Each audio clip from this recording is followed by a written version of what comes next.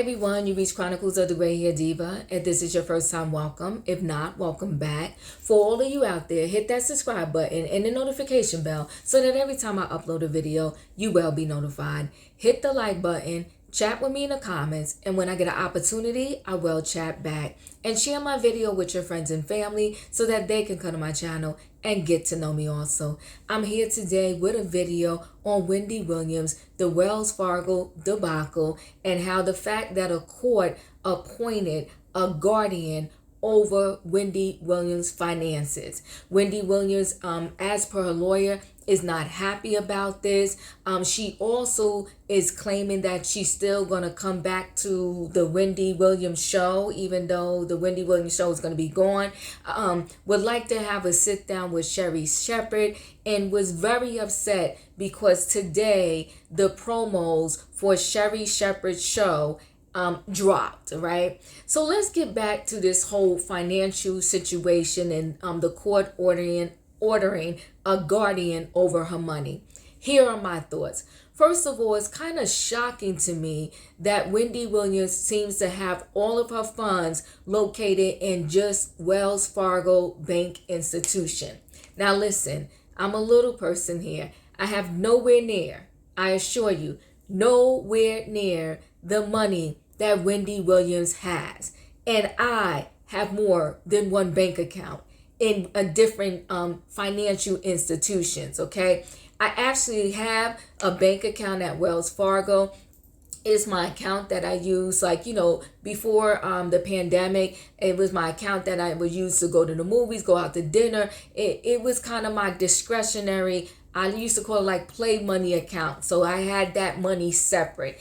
And with that Wells Fargo account that I happen to have, they had at the time when I got the account, this something, they call it way to savings or something like that, where if I use my debit card and my whatever I was paying for was $5.50, they would round the my bill up to $6 behind the scenes, and they would throw that 50 cents into like a savings. So if I spent $7.99, they would put a penny into the savings. So my purchase was always rounded up to the next dollar, and what they would do with that change, it is put it in a savings account for me. So it was kind of like a nice little thing that they did or whatever with that account. And I still have that account. Then I have my checking account, where that account is where all of my bills get paid from. Then I have this other like savings account that is strictly online. So I don't have easy access to the money. And I kind of did that on purpose so that I wouldn't be tapping into it just whenever, and not use it in case of emergency. And with that particular online account, it takes, like, I can transfer money from that account to my checking account if I ever needed to, but it takes 2 to 3 days for the transfer to go through. So I don't have easy access to it, and I love it. So I kind of like let the money go there and just sit, and I kind of forget about it. Then I have another account at a credit union. I have like another savings account at a credit union. So I have my money in like 4 different accounts. So I'm shocked. It appears and seems like all of Wendy's finances is in Wells Fargo's hand. And I just think that is a bad move to begin with in and of itself. But that is me. So when they froze Wendy Williams' account, she, was fighting. She had to take them to court to get, access back to her money. And her lawyer made this statement saying that Wendy is not happy about having a guardian over her money. So now we know for sure Wendy Williams had representation at this court hearing. Don't know if Wendy Williams actually showed up with the lawyer or if the lawyer was just there by himself. But whatever Wendy Williams' lawyer had and whatever evidence they had, it didn't supersede the opposing side evidence. And that has to tell us something right there. So a judge is not going to just willy-nilly, especially with a celebrity, appoint a guardian over their finances without having the proper documentation and something to make them say, like, you know what, I'm concerned. We need someone to oversee and her money and not just let her access it on her own. So people are saying, well, do they have a proper diagnosis? Do they have medical documents? If you remember when this initially first happened, that Lori Schiller is the one Wendy Williams was claiming was doing something shady or sketchy, but she also had made a statement that a doctor had sent over medical records to the courts or to Wells Fargo without Wendy Williams' permission. So it was a lot of sprinklings in the air about this situation, and they have sealed the case so we cannot have access to it, as the public. So normally court cases, when they're all public, which I think, to me, that's crazy, because people's personal information are on these documents, and why should that be public information for anybody to go look up, and then they know your address, they know all your business?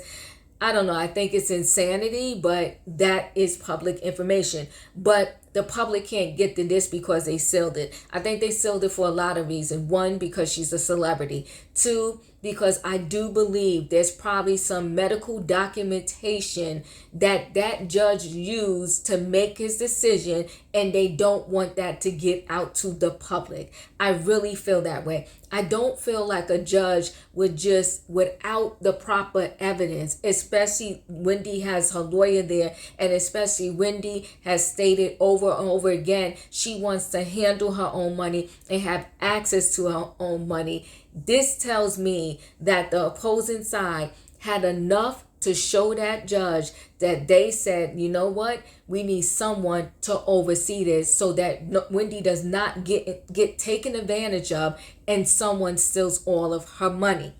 So how do I feel overall? One, let's say this. If it was a regular person and they were not working, right? They wasn't working, because remember, Wendy did not show up for the 13th season of the Wendy Williams show. That's part of why we're here, right? So, and just because you're out sick, out on disability, does that necessarily mean that you can't handle your own finances? Absolutely not. However, the unfortunate part is we saw that Fat Joe interview. We seen her do, other sightings and stuff where she just doesn't seem to be herself. And I would rather see a court appoint someone to oversee her money until she perhaps gets better, rather than let her have access to her own money. People exploit her, drain her dry, and then when she is better and in right sounding mind, she goes to the bank and she has nothing. She's penniless. Now, it would be harder to try to get her money back from a vulture once they stole it, rather than protect her money from the vultures so they won't steal it. So I am in agreement with the bank right now putting a guardian over her money. I don't know who this guardian is, but I really wish the guardian could have been someone that is extremely close to Wendy. But again, because of the life that Wendy Williams lived, and she was kind of isolated from most of her family and friends because of the dynamics of her relationship. Her husband was her everything. And so when they broke up, and they was together for years, decades, right? I want to say almost 2 decades, almost 20 plus years. So they were together that long, and to be away from friends and family for the most part for that long, when you're in this crisis moment, who is close to you that would be able to step in and be the guardian over your finances? I will say this, at the very least, she can now, make sure that everything financial wise, like her living, her food, her whatever, is taken care of. We can also assure, because I believe when they assign a guardian, I think the guardian is responsible to the court somehow to say, listen, $10,000 came out and it was utilized for XYZ. 20,000 came out and it was utilized for XYZ. I mean, it would be no purpose to have a guardian if the guardian was able to, take out and just let money fly out the door and not be accountable for it. So now at the very least, if anything comes out of her account, it will have to be an accurate accounting of where this money went. And I'm also feeling like part of this came up because maybe there was some draining of her money before Wells Fargo froze the account and said, hey, wait a minute, I think she's being exploited or taken advantage of. So listen, guys, how do you feel about this guardianship over her finances? Are you understanding the side that I'm coming from? I really think that it is needed at this moment. Doesn't mean it has to last forever. I also wish that, we knew her sister. Like, I wish we would hear more from the family, the sister, not her brother, but the sister. And, it may be her son. I know everyone's saying like her son is young, but, some of these young kids, they start businesses and they make money and they become financial geniuses. I mean, I know her son, I don't know if he graduated from college, but I know he was in college. I don't know what he was studying, but she needs help. And I think at this moment, although it may be sad, although it also may seem like as an adult, you're ripping away my rights and my sense of dignity, that I have to go to someone to ask them, can I utilize my own funds? But I think it's needed right now. So guys, thanks for watching. Don't forget to hit the like button. Chat with me in the comments, and when I get an opportunity, I will chat back. And I'll see y'all in the next video.